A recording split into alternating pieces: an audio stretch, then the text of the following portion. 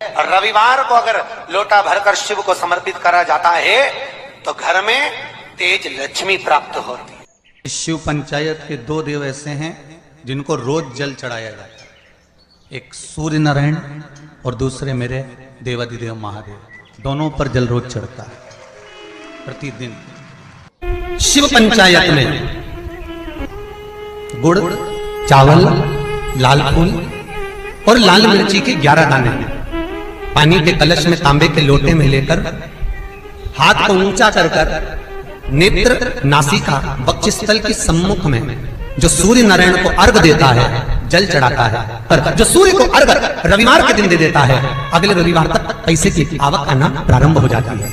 जो आज तक फोन नहीं उठाता वो फोन। सूर्य नारायण भगवान को स्टील के लोटे से या चांदी के लोटे से या पीतल के लोटे से या प्लास्टिक के लोटे से या कांच के बर्तन से जल चढ़ाने से आयु छिन्न होती है।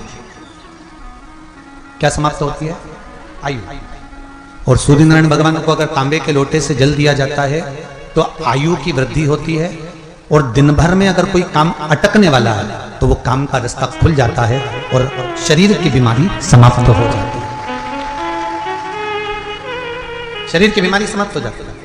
जब हम सूर्य नारायण भगवान को अर्घ देते हैं, जल चढ़ाते हैं, तो वो जल पृथ्वी पर जब गिरता है तो उसके छींटे हमारे शरीर पर लगते हैं। क्या वो ठीक है? क्या वो श्रेष्ठ है? तो शिव महापुराण की कथा कहती है जब हम सूर्य को अर्घ देते हैं, सूर्य को जल चढ़ाते हैं, वो पानी जब पृथ्वी पर गिरता है उसके छींटे हमारे शरीर पर लगते हैं तो वो श्रेष्ठता का भाव निर्मित करते हैं। वो गलत नहीं हो सकता। कारण अब वो भी समझ लीजिए। अब सूर्य नारायण भगवान को आप जल चढ़ा रहे हो तो छींटे नहीं लगे, उसके लिए क्या स्टूल पे चढ़ के चढ़ाओगे कि कुर्सी पे चढ़ के चढ़ाओगे? अरे बोलो तो सही। अब कई लोगों के दिमाग में यह बात भरा गई कि हम भगवान को जल चढ़ाते हैं, वो हमारे शरीर में छींटे लगते हैं, जमीन पे से पानी गिरता है, वो हमारे शरीर को छींटे लगते हैं, भगवान को अच्छा नहीं लगता होगा। कौन ने कहा? पहले तो उसको पकड़ के ला।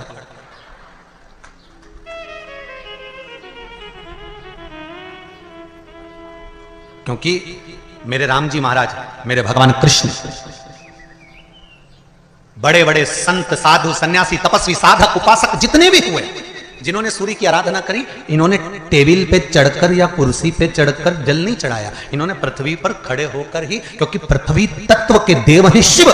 जब हम मृत्यु लोक पर खड़े होकर, पृथ्वी पर खड़े होकर भगवान शंकर का भाग पृथ्वी तत्व को धारण कर कर जल को हाथ में लेकर जब समर्पित करते हैं और जो जल नीचे गिरता है वो शरीर पर अगर लगता है तो हमको उसका आशीर्वाद ही प्राप्त होता है, दोष नहीं लगता। पर लोगों ने इसको विपरीत कर दिया। कि कौन ने विपरीत करा? कई लोगों ने इसको विपरीत कर दिया। कौन ने विपरीत करा? तो जो दूसरे धर्म के लोग होते हैं, जिनको हिंदू धर्म से नफरत होती है और जो हिंदू धर्म की पूजन, सेवा, अर्चना को समाप्त करना चाहते हैं, वो धीरे धीरे धीरे धीरे कहने लगे कि सूर्य को जल चढ़ाओगे तो शरीर में लगेगा, शरीर में लगेगा तो दोष लगेगा। इसको कह कहकर घर घर में सूर्य को जल चढ़ाना लोगों ने बंद कर दिया कि आप जल चढ़ाएंगे तो दोष लगेगा, शरीर पे छींटा लगेगा, शरीर को ऐसा लगेगा। ये दोष नहीं है।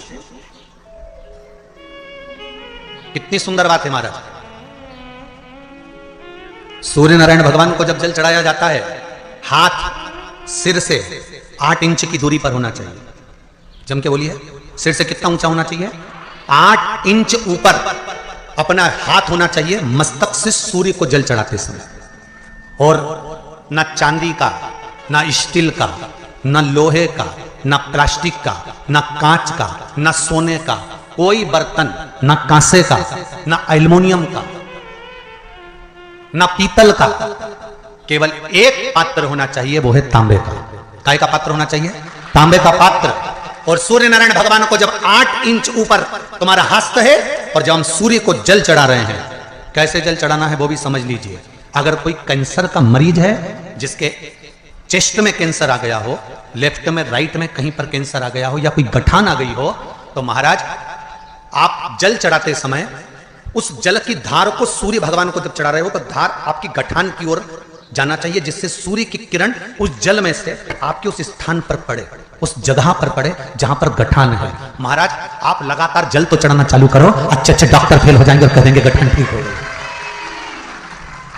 आपका लीवर और किडनी गड़बड़ कर रहा है, आप प्रतिदिन, आपका स्वास्थ्य गड़बड़ रहता है, आप प्रतिदिन ये ज्योतिष शास्त्र के अंतर्गत, रत्न शास्त्र के अंतर्गत ये रत्न शास्त्र, ज्योतिष शास्त्र, रंग शास्त्र जो हमारे यहाँ है, रंगों के हिसाब से ये जितने रत्न होते हैं, माणिक हुआ, मोती हुआ, नीलम हुआ, मूंगा हुआ, पुखराज हुआ, ये क्यों कहते हैं ये पीला है, ये सफेद है, ये नीला है, ये लाल है, इसको शरीर में क्यों पहनाते हैं? उसका कारण होता है कि जब शरीर में पहनते हैं सूर्य की किरण उसमें पड़ती है, हमारे शरीर पर वो कलर का इफेक्ट पड़ता है, उस कलर को शरीर पर लगता है, और शरीर पर लगता है तो हमारा शरीर धीरे धीरे, हमारी जो इंद्रियां हैं वो सही होने लगती है, काम सही होने लगता है। छल, चित्र, कपट, निंदा, बेईमानी, प्रपंच इस मनुष्य के शरीर में हर पल, हर घड़ी, हर क्षण है।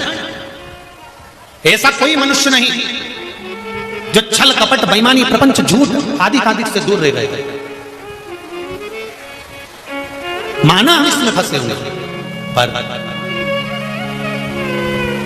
तेरी कृपा होगी ना, तेरी दया होगी ना, तो ये पाप की जो ये गठरी है, ये मनुष्य का शरीर, एक दिन इस गठरी को खोल कर तू पाप बाहर निकाल देगा, और गठरी के अंदर जितने कपड़े हैं उसको धोकर साफ कर देगा, ये निश्चित। अगर तेरी कृपा होगी तो, अगर तेरी दया होगी तो। बल्ली देवी और देवसेना ने जल चढ़ाना प्रारंभ करा, शंकर भगवान का स्मरण करना प्रारंभ करा। उनके भी जाते जाते कोई पत्तियां तोड़कर लेकर आ जाती थी बल्ली देवी, पत्तियां, क्योंकि बल्ली देवी एक आदिवासी राजा की पुत्री है, आदिवासी राजा की पुत्री, उसको भान नहीं है कि बेलपत्र कौन सी। फिर समझ लेना मेरी जीजियों, जितने लोग आस्था चैनल पर कथा सुन रहे हैं, जितने फेसबुक।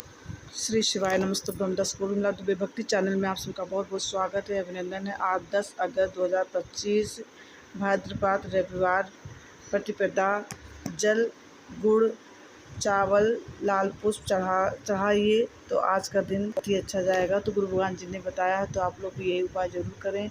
जो चैनल में न्यू है, चैनल को सब्सक्राइब करें, लाइक कमेंट जरूर कर दें, बेल आइकन दबाना आप लोग बिल्कुल भी ना भूलें। और नेक्स्ट वीडियो में आप सभी से फिर से मिलती हूँ, तब तक के लिए हाथ जोड़कर नमस्कार, प्रणाम।